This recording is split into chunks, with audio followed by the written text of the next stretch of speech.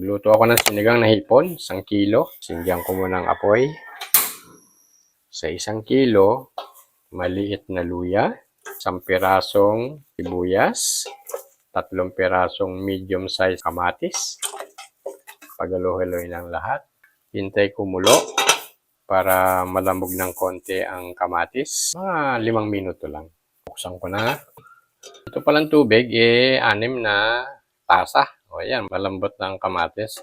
So, pwede na natin ilagay ang susunod. Ilagay ang labanos.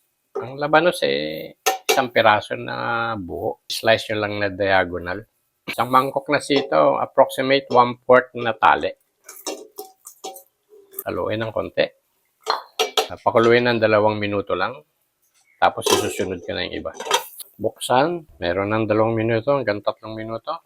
Para yung sitaw, medyo crunchy ng konti. Ito namang labanos aabot din sa pagkalambot. Ilagay ang talong. Mga 4 na pirasong talong. Lutuin lang sa 1 minuto. Pakuluin lang na 1 minuto. Yan. Buksan ko na. Lagay ko na ang sinigang mix. Itong sinigang mix, depende kung mataas ang palasa nyo sa mahilig kayo sa maasim, pwedeng 1 pakete hanggang 1.5 pakete. Haluin ng konti para matunaw lang. Pero tinunaw ko na siya sa 1/4 na tubig. Ilagay ang sili, mga 8 piraso. Yung iba kasi mahilig sa sili. Lagyan ng konting bitchin. Yan, ganyan, konti lang. Ihalo.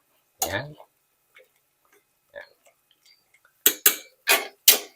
Pakuluin lang ng 1 minuto. Takpan. Kumukulo na.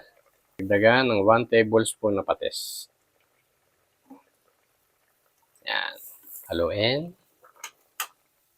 Lagay ko na ang 1 kilong hipon. Tinanggalan ko na ng balbas.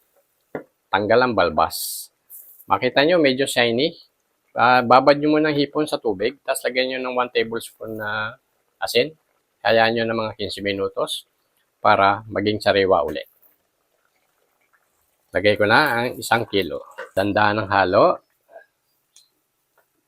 para hindi sila mabigla.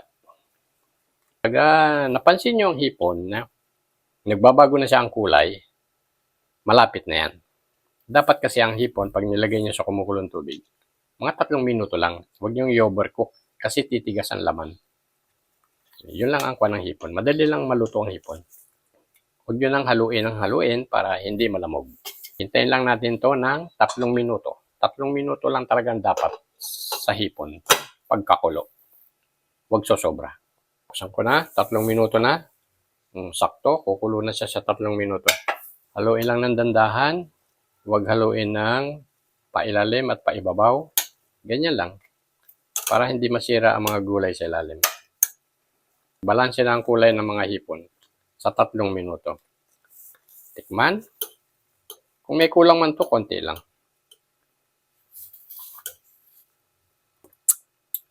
Sakto. Subukan nyo. Baka magustuhan nyo. Salamat po.